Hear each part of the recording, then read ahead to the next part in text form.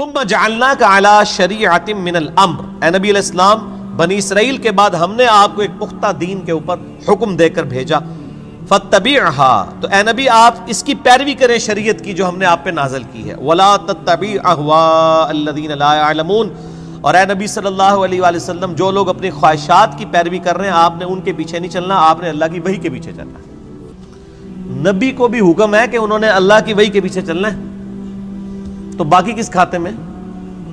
قرآن میں 3 دفعہ یہ آیت آئی ہے،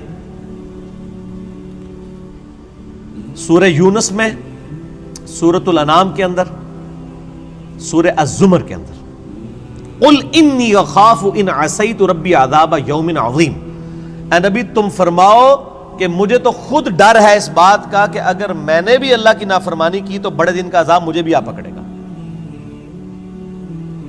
کس نے؟ نبی صلی اللہ علیہ وسلم۔ یہ باتیں اس لیے کہلوائی گئی، حالانکہ نبی علیہ السلام تو اللہ کے محبوب ہیں، صرف اس لیے کہلوائی گئی کہ تاکہ بعد میں کوئی بندہ تکبر کے ساتھ معاملات کو کلیم نہ کرنا شروع کر دے کہ جی یہ بزرگوں تو نماز کی ضرورت ہی نہیں، اللہ تک پہنچ چکے نا۔ لوگ کہتے ہیں جی نماز تو اللہ تک پہنچنے کے لیے چاہیے، تو جو اللہ تک پہنچ چکے ہیں انہوں نمازہ معاف نہیں۔ یہ اس لیے یہ باتیں بتائی گئی تاکہ کوئی تکبر کا جملہ نہ بولے، ڈرتا رہے۔ میں نے کئی دفعہ عرض کیا کہ آپ دیکھیں شیخ عبد القادر جیلانی رحمہ اللہ کی طرف کتنا بڑا جھوٹ منسوب کیا گیا، وہ قصیدہ غوثیہ ایک، جس کے اندر لکھا ہے تمام اولیاء کی گردن پہ میرا پاؤں ہے۔ سر یہ جو جملہ ہے نا کہ تمام اولیاء کی گردن پہ میرا پاؤں ہے، یہ کوئی مسلمان نہیں بول سکتا، ولی تو چھوڑ دیں، یہ شیخ عبد القادر جیلانی پہ جھوٹ باندھا گیا، انہوں نے نہیں کہیں کہا، یہ قصیدہ غوثیہ ہے ہی جھوٹ ہے، انہوں نے نہیں لکھا۔ اللہ کا نیک بندہ تو ہر وقت ڈرتا رہتا ہے، وہ یہ فرعونی الفاظ یہ تو فرعون بولے گا کہ میرا لوگوں کے گردن پہ پاؤں ہے۔ کیا حضرت ابوبکر صدیق نے کہیں بولا ہے یہ کہ تمام صحابہ کی گردن پہ میرا پاؤں ہے؟ صحابہ کے سردار کون ہے؟ ابوبکر صدیق۔ یہ کہتے ہیں عبد القادر جیلانی اولیاء اللہ کے سردار ہیں۔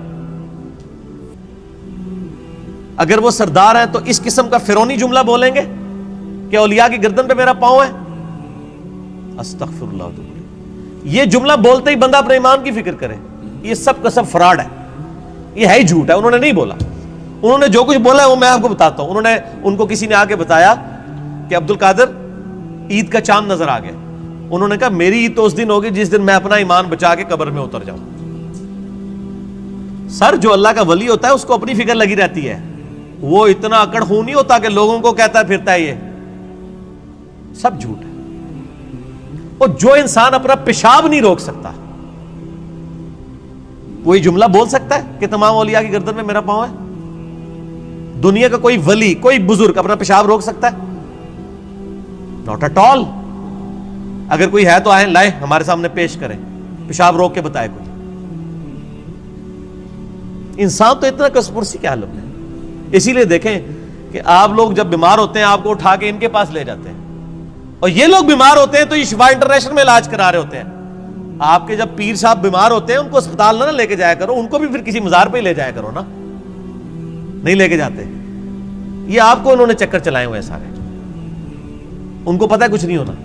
میں تو جتنے بڑے بڑے ادھر دیکھتا ہوں نا، سب کے آپریشن ہاسپٹلز میں ہو رہے ہوتے ہیں، اور عام ہاسپٹل میں نہیں، آغا خان ہاسپٹل میں، شفا انٹرنیشنل میں، جدھر ہم لوگ تو ایک دن کی فیس نہیں دے سکتے۔ تو سر یہ تو بزرگ ہے نا، یہ کیوں اسپتالوں میں علاج کراتے ہیں؟ یہ تو لوگوں کو پھوکے مار کے صحیح کر رہے ہوتے ہیں۔ اپنے آپ کو بھی ٹھیک کریں، اپنا پیشاب بند ہوتا ہے، اپنے گردے خراب ہوتے ہیں تو ٹھیک کریں نا، پھوک مار کے۔ ڈاکٹروں کے پاس کیوں جاتے ہیں؟ پھر تو اس کا مطلب یہ کہ ڈاکٹر ان سے بڑے بزرگ ہیں نا، جو بزرگوں کو بھی ٹھیک کر رہے ہیں۔ ٹھیک ہو گیا؟ وہ سب اللہ کے بندو گیم چلائی ہوئی ہے۔ اللہ سے مانگے، اسباب اختیار کریں۔ دوائی کرنا سنت ہے اور دوائی پہ یقین نہ رکھنا فرض ہے۔ اسباب آپ نے اختیار کرنے ہیں۔ پانی کے بغیر پیاس نہیں بجھے گی، یہ سبب ہے، لیکن پانی پینے کے بعد بھی کوئی گارنٹی نہیں کسی کی پیاس بجھ جائے۔ گنہگار بندے کی موت کا وقت قریب آتا ہے نا، تو روایتوں میں آتا ہے کہ اسے اگر سمندروں کا پانی بھی پلا دیا جائے نا، اس کی پیاس نہیں بجھے گی۔ جب اللہ ہی نے پیاس نہیں بجھنے دینی تو سبب یہی اختیار کریں گے، لیکن نظر مسبب الاسباب پہ۔ اللہ اکبر. انہم لن یغنوا عنک من اللہ شیئا، یہ لوگ اللہ کے مقابلے پر اے نبی علیہ السلام آپ کو کچھ فائدہ نہیں پہنچا سکتے. وَإِنَّ الظَّالِمِينَ بَعْضُهُمْ أَوْلِيَاءُ بَعْضٍ، اور ظالم لوگ بعض کے دوست ہیں. وَاللَّهُ وَلِيُّ الْمُتَّقِينَ، جبکہ اللہ جو ہے وہ پرہیزگاروں کا دوست ہے. جس طرح کافر ایک دوسرے کو سپورٹ کرتے ہیں، اللہ تعالیٰ بھی اپنے بندوں کو سپورٹ کرتا ہے. لیکن وہ اللہ کا بندہ بنے، فرعون نہ بنے. اللہ کا بندہ کون ہوتا ہے؟ جو لوگوں کو اللہ کے ساتھ جوڑتا ہے، جو اپنے ساتھ جوڑے، اپنی عبادت کروائے، اپنے سامنے جھکوائے، اپنے پاؤں چموائے. وہ تو اپنی عزت کروا رہا ہے. ترمذی میں حدیث ہے، انس بن مالک کہتے ہیں کہ نبی علیہ السلام کے استقبال میں ہم کھڑے نہیں ہوتے تھے، کیونکہ آپ نے منع کیا تھا. اب ہم اس کو برا سمجھتے تھے. ہزاروں صحابہ کی موجودگی میں نبی علیہ السلام تشریف لاتے تھے، آپ کے استقبال میں کوئی نہیں کھڑا ہوتا تھا. یہاں ایک چھوٹا سا یعنی لوگوں کا بنایا ہوا بزرگ جو لوگوں کے نذرانے پہ اپنی گاڑی چلا رہا ہوتا ہے، لوگوں کے نذرانے پہ اس کی گزر بسر ہو رہی ہوتی ہے، وہ کسی مسجد میں چلا جائے، لوگ کھڑے ہو کے نعرے مارنا شروع کر دیتے ہیں. اور کدھر نعرے مارے ہوتے ہیں؟ مسجد میں. گھر اللہ کا ہے اور تعظیم کس کی ہو رہی ہے؟ اس مخلوق کی جو وہ نعرہ مارنے والوں کے چندے پہ چل رہی ہے. اسی لیے میں کہتا ہوں نا، لوگوں نے وہ گاڑیوں کے پیچھے لگوایا اور لکھوایا ہوتا ہے نا، نگاہ مرشد. مرشد کو بھی چاہیے وہ اپنی گاڑی کے پیچھے لگوائے نذرانہ مریدین. آپ آج نذرانے بند کریں، ان کا تو کوئی سورس آف انکم ہی نہیں ہے. اکثریت کا کوئی سورس آف انکم نہیں ہے. نہ ان کے بچے پڑھے لکھے ہوتے ہیں، نہ یہ خود پڑھے لکھے ہوتے ہیں. ان کو 10,000 کی نوکری نہیں کہیں مل سکتی، لیکن سٹیٹس وہ روزانہ کے لاکھوں روپے خرچ کر رہے ہوتے ہیں. کہاں سے؟ آپ سے. تو صرف ان کو چاہیے نا جب اپنی گاڑی میں بیٹھیں تو گاڑی کے پیچھے لکھے مریدین کے نذرانوں کی برکت سے. آزا من فضل ربی تے نہ انہیں لکھنا تے نہ مرید نے لکھنا ہے. وہ تو توفیق نہیں کسی نے ہونی. اصل تو یہ ہونا چاہیے آزا من فضل ربی. تو اگر اتنے مریدین لکھ رہے ہیں نگاہ مرشد، تو پیر بھی لکھ دے نذرانہ مرید کی برکت سے، جو سچائی ہے. دوسرے والی تو ہے ہی جھوٹ ہے. نگاہ مرشد کے جس مرشد میں تسی پال رہے ہو، مرشد تو کس نے پال سکتا ہے؟ اللہ پال رہا ہے، اللہ دے رہا ہے. اللہ کافروں کو بھی دیتا ہے، اللہ مسلمانوں کو بھی دیتا ہے. اللہ جانوروں کو بھی دیتا ہے، اللہ درختوں کو بھی دیتا ہے. سب اللہ دینے والا ہے. اللہ طرف مارا ہے واللہ ولی المتقین، اللہ تعالیٰ پشت پناہ ہے پرہیزگاروں کا. ھذا بصائر للناس، یہ لوگوں کے لیے بصیرت افروز باتیں ہیں، آنکھیں کھولنے کے لیے. وَھدًى وَرَحْمَةٌ لِقَوْمٍ يُوقِنُونَ، اور ہدایت اور رحمت ہے یہ قرآن ان لوگوں کے لیے جو بات یقین کرنا چاہیں. جنہوں نے نہیں ماننی ان کے لیے قرآن میں کوئی ہدایت نہیں.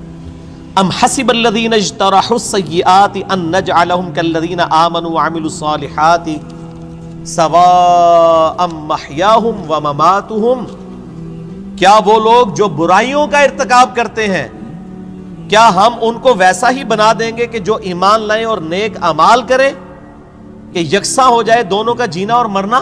نہیں.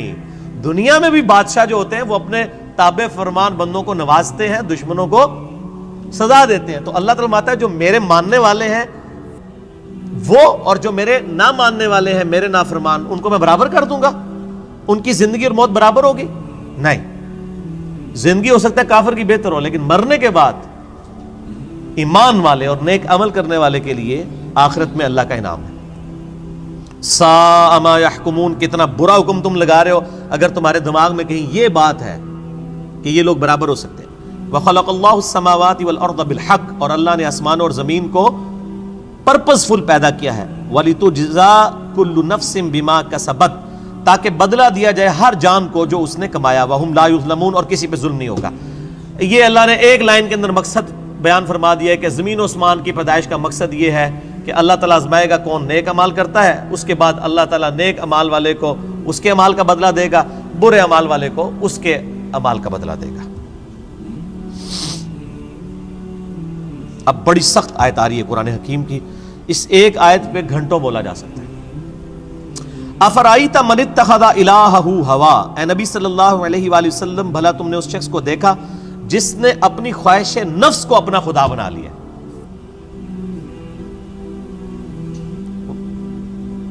وَأَضَلَّهُ اللَّهُ عَلَىٰ عِلْمٍ، اور اللہ نے اس کے علم کے باوجود اسے گمراہ کر دیا. وَخَتَمَ عَلَىٰ سَمْعِهِ وَقَلْبِهِ، اور اللہ نے اس کے کانوں پر، اس کے دل پر مہر لگا دی ہے، وجعل علی بصرہ، اور اس کی آنکھوں پر غشاوہ، پردہ ڈال دیا ہے۔ فمن یہدہ من بعد اللہ افلا تذکرون، تو بتاؤ اب اللہ کے بعد کون ہے جو اس کو ہدایت دے؟ کیا تم غور نہیں کرتے؟ جس کو اللہ گمراہ کر دے،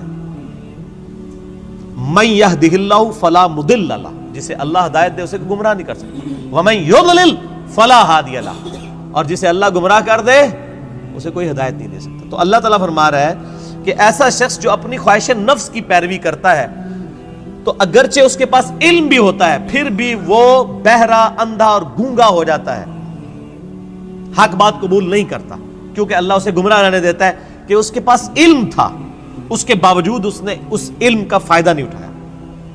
ایک بندے کے پاس علم ہے کہ اگر میں بلڈنگ کے 10ویں فلور سے باہر چھلانگ لگاؤں تو مر جاؤں گا، یہ پتا ہے ایک بندے کو، وہ پھر بھی چھلانگ لگا دیتا ہے، تو پھر کیا ہوگا؟ مر جائے گا۔ یہی حال اس شخص کا ہے کہ جس کو قرآن و سنت کا علم دیا گیا لیکن اس پہ عمل نہیں وہ کر رہا۔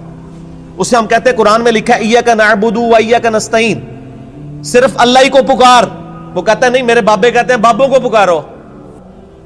اب علم تھا اس کے پاس، گمراہ ہو گیا، اللہ کی بات نہیں مانی۔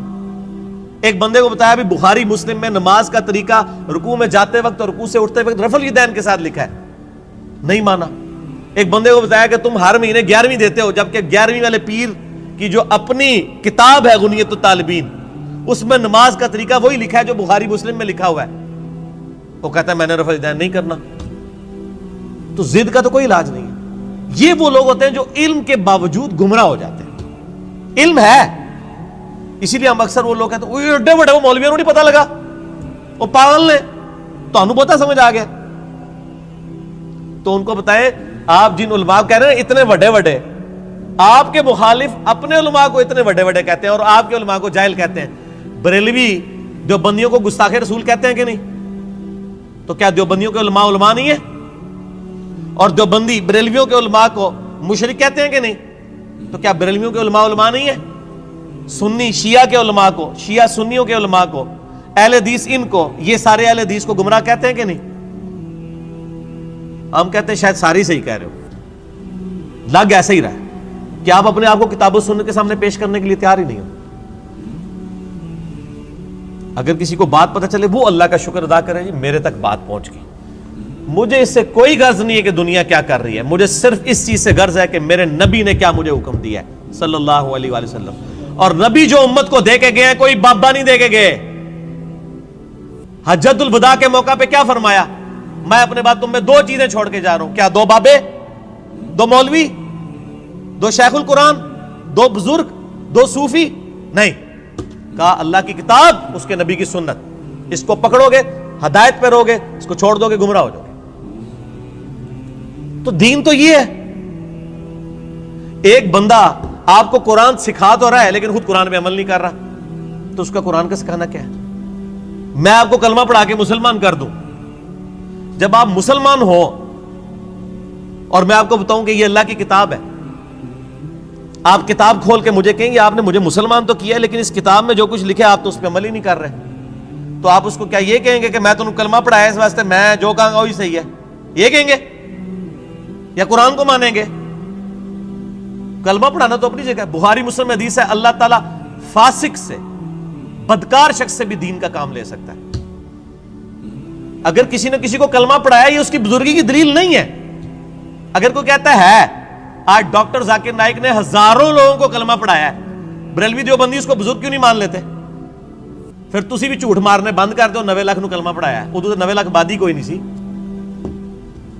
اگر آپ نے کلمہ پڑھانے کو کسی کی بزرگی ماننا ہے تو ڈاکٹر ذاکر نائک نے ہزاروں لوگوں کو کلمہ پڑھایا ہے نا، تو کیا بریلوی دیوبندی اور شیعہ مان لیں گے اسے بزرگ؟ تو سر بریلوی دیوبندی اگر اپنے بابوں کو کہتے ہیں اتنوں کو کلمہ پڑھایا ہے، تسی بھی اپنے بوجھے چ رکھو۔ پھر وہ کہنے کہ نہیں جی کلمہ پڑھانے نال کیا ہوتا ہے تے وہ بد عقیدہ ہے نا، تو سر تسی بھی تواڈے کلمہ پڑھانے نال کیا ہوتا ہے؟ تواڈے بھی اگر بد عقیدہ نے تو کوئی فرق نہیں پڑتا۔ فرق کس سے پڑتا ہے؟ قرآن و سنت سے۔ اللہ کے نبی کے قدموں تک پہنچو، کسی بابے کے قدموں تک نہیں۔ اس لیے فرمایا تم میں 2 چیزیں چھوڑ کے جا رہا ہوں، اللہ کی کتاب، اس کے نبی کی سنت، قیامت تک کے لیے 2 چیزیں۔ جو اس پہ عمل کرے گا ہمارے سر کا تاج ہے، اور جو عمل نہیں کرتا گستاخ رسول ہے. اصل میں گستاخ وہ ہے. ٹھیک ہو گیا جی؟ آگے چلو. اللہ تعالیٰ فرماتا ہے وَقَالُوا مَا هِيَ إِلَّا حَيَاتُنَا الدُّنْيَا، اور یہ لوگ تو کافر کہتے ہیں کہ بس دنیا کی زندگی ہے، نموت وَنَحْيَا، ہم اسی میں مرتے ہیں اور جیتے ہیں، وَمَا يُهْلِكُنَا إِلَّا الدَّهْرُ، اور ہمیں جو ہلاک کرتا ہے نا وہ زمانے کی گردش کرتی ہے، یعنی جب ٹائم پورا ہوتا ہے تو ہم مر جاتے ہیں. کوئی یہ زندگی موت کا نظام کسی خدا نے کنٹرول نہیں کیا ہوا، نہ قیامت قائم ہونی ہے، نعوذ باللہ. وَمَا لَهُم بِذَلِكَ مِنْ عِلْمٍ، حالانکہ ان کے پاس علم کی رتی بھی نہیں ہے. اگر ان کے پاس علم ہوتا تو ان کو پتا چلتا یہ نظام کسی کے بنانے سے بنایا گیا ہے. انہم الا یظنون، بس یہ اٹکل پچو چلا رہے ہیں. وَإِذَا تُتْلَى عَلَيْهِمْ آیاتنا، جب ان پہ ہماری آیات پڑھی جاتی ہیں، بینات، روشن آیات، ما کان حجتہم، تو یہ کوئی اور حجت نہیں کرتے سوائے ایک حجت کے، الا ان قالوا ائتوا بآبائنا ان کنتم صادقین، یہ کہتے ہیں اگر تم سچے ہو تو ہمارے مرے ہوئے باپ دادا کو زندہ کر کے لے آؤ. ہمارے باپ دادا قبروں سے نکل کے یہ بات ہمیں کہیں کہ نبی اللہ کا نبی ہے تب مانیں گے، قرآن کو ہم نے نہیں ماننا. یہ کافروں کی دلیل تھی، اور یہ ساری کافروں والی روش آج بھی جاری ہے. ہم کسی کو بتاتے ہیں نا قرآن میں یہ لکھا ہوا ہے، وہ کہتے ہیں یہ جو قبر میں چلا گیا نا یہ تو کچھ اور بتا کے گیا. تو یہ نکل کے اگر ہمیں کہے، دیکھ لو کافر بھی یہ کہہ رہے ہیں تے پائی اور نہ سی انہوں نے قبرہ تو باہر کاٹ سکنے ہیں، اسی تو ہی دسنا ہے جو اللہ نے نبی دس کے گئے نے قرآن پاک، اور قیامت تک کے لیے محفوظ صرف اللہ کی کتاب ہے. کسی بزرگ کی تعلیمات بھی محفوظ نہیں ہے. اتنے جھوٹ بزرگوں کے اوپر باندھے گئے ہیں. اسی لیے قرآن پاک میں کئی جگہ ہے کہ بزرگ قیامت والے دن خود اپنے ماننے والوں کے دشمن ہو جائیں گے. 2.25 ارب عیسائی کہہ رہے ہیں حضرت عیسیٰ اللہ کے بیٹے ہیں، تو حضرت عیسیٰ ان لوگوں کے دشمن بنیں گے کہ نہیں؟ کیونکہ حضرت عیسیٰ کی تو یہ تعلیمات نہیں ہے. شیخ عبد القادر جیلانی کی کہیں یہ تعلیمات نہیں کہ آپ کو المدد یا غوث اعظم دستگیر شیئا للہ، کہیں ان کی تعلیمات نہیں. تو شیخ عبد القادر جیلانی دشمن بنیں گے. مولا علی علیہ السلام کی کہیں تعلیمات نہیں ہے کہ تم مجھے یا علی مدد کہہ کے پکارو. ان کی تعلیمات یہی ہے ایاک نعبد و ایاک نستعین. مولا علی بھی اللہ کو پکارتے تھے، مولا علی کا ماننے والا بھی وہی ہوگا جو اللہ کو پکارے گا. تو اللہ تعالیٰ فرماتا ہے جب یہ حجت کرے تم ان کو کہو قُلِ اللَّهُ يُحْيِيكُمْ ثُمَّ يُمِيتُكُمْ، اللہ تمہیں زندہ کرتا ہے وہی موت دیتا ہے. ثُمَّ يَجْمَعُكُمْ إِلَى يَوْمِ الْقِيَامَةِ، پھر قیامت دن بھی وہ تمہیں جمع کرے گا. لا ریب فیہ، جس میں کوئی شک نہیں ہے. وَلَكِنَّ أَكْثَرَ النَّاسِ لَا يَعْلَمُونَ، لیکن اکثر لوگ اس حقیقت سے ناواقف ہیں. اللہ نے فرمایا کہ بھئی یہ بتا دو کہ اللہ میں اور باقی ہستیوں میں یہ فرق ہے کہ وہ زندگی اور موت دیتے ہیں، تو لے آؤ ان کو. اللہ کے علاوہ کوئی زندگی اور موت دے سکتا ہے؟ نہیں دے سکتا. اگر کوئی کیسا کہتا ہے کہ دے سکتا ہے، اور جناب کس کس قسم کے جھوٹ، یعنی انہوں نے، یعنی وہ جی شیخ عبد القادر جیلانی رحمۃ اللہ علیہ نے ایک ڈوبی ہوئی بارات جو ہے وہ مرنے کے اتنے سال بعد زندہ کر دی تھی. اللہ کے بندو توبہ کرو. قرآن پاک میں سورہ انبیاء کا پہلا رکوع ہے، 17واں پارہ پہلا صفحہ ہے.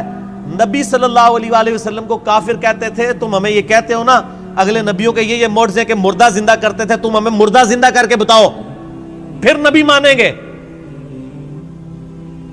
تو اللہ تعالیٰ نے فرمایا کہ ان سے فرما دو کہ معجزات اللہ کے پاس ہے، وہ کوئی معجزہ اس قسم کا نہیں. نبی صلی اللہ علیہ وسلم نے بھی کوئی مردہ نہیں کبھی زندہ کیا. حضرت عیسیٰ علیہ السلام کا قرآن میں ذکر آتا ہے کیونکہ ان کا معجزہ وہ تھا. ہمارے نبی کا معجزہ قرآن ہے، جیسا کہ موسیٰ علیہ السلام کا معجزہ عصا تھا. ویسے آپ صلی اللہ علیہ وسلم کے بہت معجزات ہیں بخاری مسلم میں کہ مبارک انگلیوں سے پانی کے چشمے جاری ہو گئے، مبارک دعا سے چاند 2 ٹکڑے ہو گیا، مبارک پسینے سے خوشبو آتی تھی. یہ معجزات ہیں، مردہ زندہ کرنے والا نہیں ہے.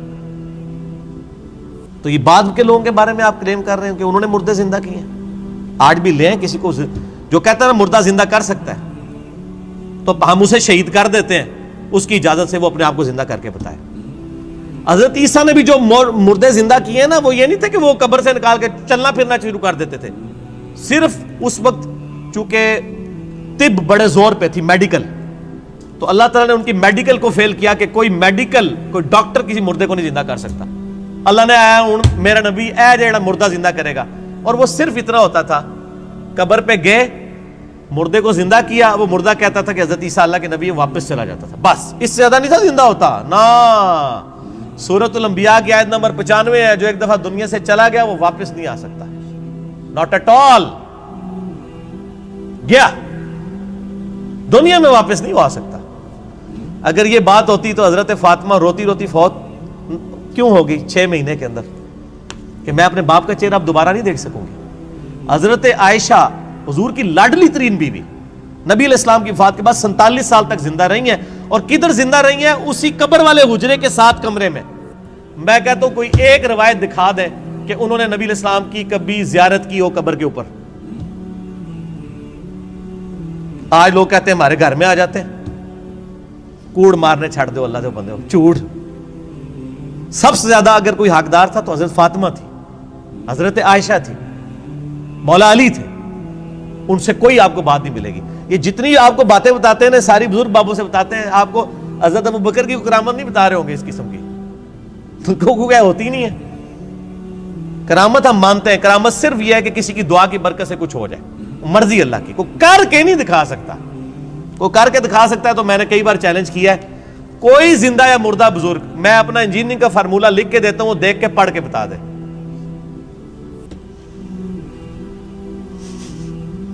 وہ جن کو چیلنج دے رہے ہوتے ہیں وہ کہتے ہیں نہیں یار نہیں پڑھ سکتے ہو. اللہ تو پڑھ سکتا ہے نا, میں اگر کوئی فارمولہ لکھوں اللہ تو پڑھ سکتا ہے نا. اگر آپ مانتے ہیں کہ اللہ ان کو پڑھاتا ہے, اللہ ان کو سب کچھ اللہ دیتا ہے, تو پڑھنا پھر. اور میں تو اس سے بڑی بات کرتا ہوں, ان کی آپ نمازیں سنیں, یہ نماز بھی صحیح نہیں پڑھتے ہوتے. میں نے کئی لوگوں کی نمازیں سنی ہیں, نماز غلط پڑھ رہے ہوتے ہیں. ایو النبیوں کو میں نے بتایا نا, ادھر ایک بہت بڑے پیر صاحب تھے جیل میں نام نہیں لیتا. ایک دن میں نے ان کی نماز سنی, ہم وہ بھی شغل ملے میں بیٹھ گئے نماز سنانے کے لیے. نماز میں پڑھ رہے السلام علیکہ حیوہ النبیو. مرید ہزاروں ہے جن کو انہوں نے جنت میں لے کے جانا ہے, نماز حیوہ النبیو 25-30 بندوں کی موجودگی میں. اور بھی بڑی غلطی تھی, یہ موٹی سی مجھے یاد رہ گئی. میں کہ یہ کیا پڑھ رہے ہیں؟ وہ بچپن سے نماز یاد کی تھی, اسی طرح چل رہی تھی. باقی عین ہا تو ہے ہی کوئی نہیں تھا نا, وہ تو چھاٹ ہی دو, وہ تو میں گل ہی نہیں کہ میں زبر زیر کی غلطیاں. حیوہ النبیو. اور یہ وہ ہیں جو کہہ رہے ہیں اسی جناب تہاڈا بیڑا تار دینا. نماز نہیں آتی, دعوے. میرے پاس کئی لوگ آتے ہیں نہیں وہ ہمارے سلسلے میں بیعت ہو جائے. میں نے کہا آپ کا پیر مجھے صرف یہ 17 اذکار جو فرض نماز کے بعد کہے نا وہ مجھے زبانی سنا دے, میں بیعت ہو جاؤں گا. آج تک دنیا کا وہ پیر سامنے نہیں آیا. 17 اذکار ہے فرض نماز کے بعد. لوگوں کو کتنے آتے ہیں؟ 4 یا 5. آیت الکرسی, تسبیح فاطمہ, اللہ اکبر, استغفر اللہ, اللہ انت السلام. تہاڈی تے گنتی مک جانی ہے 5 تو بعد. اے 17 اذکار لکھے ہوئے گرین کارڈ پہ جو نبی صلی اللہ علیہ وسلم کرتے تھے, دنیا کے کسی پیر کو نہیں آتے ہیں. وہ 24 اذکار بلو کارڈ پہ لکھے ہوئے ہیں جو صبح و شام کے اذکار ہیں نبی علیہ السلام کے. کتنی کتنی مشکل دعائیں ہیں بخاری مسلم میں, کسی پیر کو نہیں آتی ہیں. میں اس سے بڑا چیلنج کہتا ہوں, یہ دیکھ کے پڑھ کے بتا دیں. یہ اتنی مشکل عربی ہے کہ جس نے پہلی دفعہ پڑھی ہو وہ اس کو ایک دفعہ پڑھ کے صحیح پڑھ ہی نہیں سکتا. ابھی تک تو سارے فیل ہوئے ہیں. تو پھر یہ کہنا کہ ہم لوگوں کو نبی علیہ السلام تک پہنچاتے ہیں, تسی آپ تے پہنچے کوئی نہیں ہوئے اللہ دے بندے ہو. نبی علیہ السلام تک وہ پہنچا ہوا ہے جو نبی علیہ السلام کے طریقے پہ ہے, جو آپ نے فرمایا ہے, جو آپ نے وظیفے بتائے ہیں. باقی تو آپ کے خود ساختہ چیزیں ہیں, وہ جس طرح ہندوؤں کے ماننے والے اپنا وہ کرتے ہیں, آپ کے ماننے والے آپ کو سکھا رہے ہیں. نبی علیہ السلام کے ساتھ کوئی تعلق نہیں ہے. نبی صلی اللہ علیہ وسلم جو کچھ دے کے گئے وہ یہ موجود ہے اس میں, وہ اس قرآن کے اندر ہے. باقی سب کچھ آپ کے بابوں نے آپ کو دیا ہے, اس کا دین سے کوئی تعلق نہیں. ٹھیک ہو گیا جی. اور ویسے بابوں کے اوپر کوئی ناراض بھی نہیں ہونا چاہیے, کیونکہ سارے ایک دوسرے کے بابوں کو نہیں مانتے. جب سارے ایک دوسرے کو نہیں مان رہے ہیں تو ہم کہہ رہے ہیں سارے ٹھیک کہہ رہے ہو, کسی کے بھی نہ مانو, ایک بندے کو اپنا امام بناؤ. امام اعظم محمد رسول اللہ صلی اللہ علیہ وآلہ وسلم صلاۃ تسلیما کثیرا کثیرا. ٹھیک ہو گیا.